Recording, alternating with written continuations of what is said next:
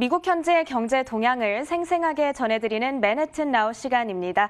미국 오하이오 주립대학교 경제학과의 방문 학자이자 서울시립대학교 경제학과의 성한경 교수님과 화상 연결 준비했습니다. 교수님 안녕하세요. 안녕하십니까.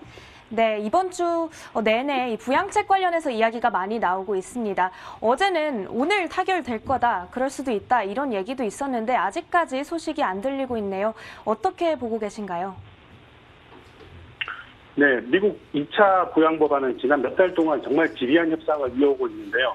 지금 9천억 달러 규모로 알려져 있고요. 개인에게는 600달러씩 직접 지원하는 것과 실직자에게 주당 추가적으로 300달러 더 지급하는 것, 그리고 소상공인들에게 3,300억 달러 규모를 지급하는 것을 담고 있습니다. 민주당이 원했던 주정부나 지방정부 지원이라든지 아니면 공화당이 주장했던 사업체의 소송 보호에 대한 자금은 포함되지 않은 것으로 알려져 있고요. 아마도 자세한 것은 추후에 좀 더 나올 듯 합니다만은 금액이 1조 4천억 달러까지 증액하는 움직임도 여전히 존재하는 것 같습니다. 그러나 민주당 내에서는 여전히 주정부나 지방정부 지원에 대한 주장도 존재하고 있고, 또 버니 샌더스 의원은 개인 지급에서 더 느릴 것을 주장하고 있습니다. 공화당 내에서 현재 법안에 대해서 반대하는 움직임이 여전히 있는 상황이고요. 지금 민주당과 공화당 지도부 2인이 각각 전화로 협상을 이어가고 있고, 주말까지 협상이 계속될 것으로 예상되고 있습니다. 그리고 그 사이에 정부 업무 중단을 막기 위해서 지난번에 이어서 한 이틀 동안 스탑캡 법안 통과가 이렇게 보이긴 합니다만은, 이런 여러 가지 얘기가 나오는 상황으로 보면은 협상 타결 가능성은 한층 높아진 상태라고 볼 수 있을 것 같습니다. 네, 부양책 이야기 잘 들어봤습니다. 지금 백신 접종 현황 미국 내에서 잘 이뤄지고 있나요? 네, 미국에서는 어제까지 총 300만에 가까운 백신이 주별로 145곳에 보급되었고, 보급되었다고 CDC에서 얘기를 했습니다. 빠르면 오늘 이제 FDA에서 모더나 백신 사용을 승인할 수도 있고요. 그럴 경우 연말까지 4천만 개 정도의 백신이 더 공급될 것이라고 밝혔습니다.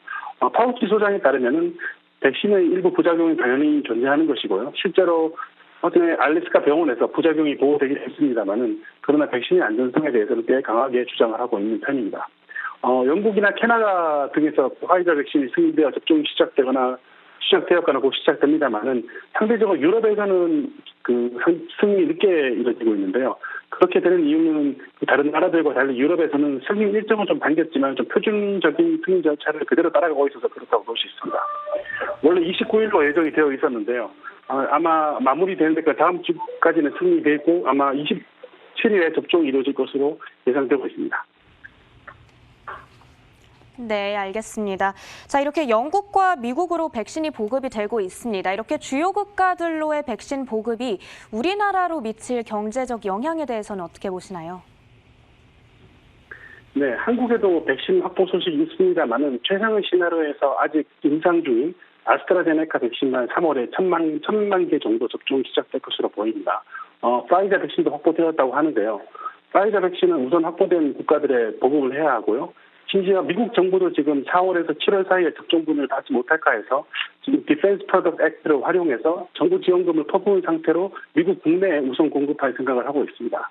그래서 파이자 백신이 한국에 나오는 것에는 정부 따라도 2021년 하반기 늦은 시기가 예상이 되고 있습니다. 지금 우리가 확보했다는 그 아스트라제네카는 임상 중에 있고요. 그 다른 백신에 비해서 신뢰도나 효과성 의문이 많이 제기되고 있긴 합니다. 참고로 제가 있는 그 오하이오 주립대 병원에서도 아스트라제네카 임상이 그 참여 지원을 받고 있는데요. 아직 참여자를 받고 있습니다. 저도 그냥 개인적으로 한번 임상에 지원해볼까 잠깐 고민했습니다만은, 파이자나 모더나 백신뿐이면 몰라도 아스트라제네카는 아직까지 안전성이 걱정돼서 그냥 생각을 접어버리기로 했습니다. 한국 식약처에서 그 미국 FDA나 영국이나 유럽이나 일본에 앞서서 먼저 승인을 할 수도 있겠습니다만은, 그런 법적 문제는 없지만 전례가 없다는 부담은 남아 있을 것 같습니다. 어쨌든 백신이 지금 이미 확보된 대부분의 선진국에서는 내년 상반기에 어느 정도 백신 접종이 완료될 것이고요. 중국이나 러시아도 검증이 덜 되긴 했습니다만은 그래도 개발된 백신이라는 게 있으니까 상반기에는 어느 정도 접종이 마무리될 것으로 보입니다. 그런 점에서 중국을 포함한 주요 국가들이 상반기 경제 회복 속도를 가속화시킬 가능성이 커 보입니다. 한국 경제 입장에서 보면은 내년 1, 4분기가 지난 시점에서 보면 백신 접종을 통해서 주요 부위 경제를 정상화시키면서 코로나의 영향을 덜 받는 한국의 제조업 수출이나 생산이 모두 늘어날 가능성이 있고요. 그렇게 되면 그나마 한국 경제에 큰 도움이 될 것 같습니다. 최근 대중 수출이 늘어난 것도 이러한 가능성을 보여준다고 생각할 수 있을 것 같습니다. 그런데 문제는 한국의 서비스업인데요. 아무래도 서비스업 활동과 생산은 해외 수출보다는 국내 경제에 영향을 많이 받기 때문에 내년 1, 4분기까지 백신 접종이 이루어지지 않은 우리나라에서는 지금처럼 방역 단계를 올렸다가 내렸다 하는 상황을 반복하게 될 가능성이 큽니다. 참고로 지난 2, 4분기에 대비 3, 4분기 경제 성장률이 한국이 G20 국가 중에서 사우디아라비아 다음으로 가장 낮은 2.1%로서 거의 최하위권이었는데요. 이는 상대적으로 코로나가 좀 잠잠했던 2, 4분기 성장률이 높았기 때문이기도 합니다만 코로나가 다시 확산되자 그만큼 경기가 침체되었다는 모습을 보여주기도 합니다. 이런 점에서 코로나 상황이 지금처럼 회복과 악화를 반복한다면 경제 성장률 회복은 힘들 것으로 보입니다.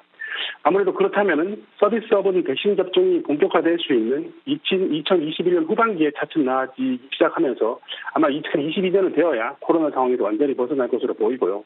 물론 이거는 코로나 상황에서 벗어난다는 것뿐이고 코로나 이전 한국 경제에서 서비스업 상황이 그다지 좋지 않았다는 점을 생각하면 호황으로 간다는 것은 전혀 아니고요. 오히려 선진국과의 경제 회복 격차는 어느 정도 유지될 것 같습니다. 그리고 미국과 주요국 경제가 회복이 되면은 그 나라에 대한 투자 수요가 급격하게 늘어날 수 있고요. 그러면은 연준이나 주요국 중앙은행에서 유동성을 회수하지만 않는다 그러면은 환율이 급등하는 일은 없을 것으로 보입니다. 어제 페드에서 통화 완화 기조를 실업률이 충분히 유지될 때까지는 낮아질 때까지 유지하겠다고 밝혔기 때문에 당분간 그런 움직임은 보이지 않습니다만은 미국 경제가 완연한 회복세에 접어들고 물가 상승이 우려되면 아마 유동성을 회수하려고 그럴 수도 있고요. 그런 상황이 내년 말이나 후내년에 발생할 가능성은 조금 있어 보이긴 합니다. 네, 백신 보급에 대한 국내 영향까지 이야기 들어봤습니다. 오늘 말씀 여기까지 들어보도록 하겠습니다. 지금까지 미국 오하이오주에 계신 성한경 교수님과 말씀 나눠봤습니다. 고맙습니다. 감사합니다.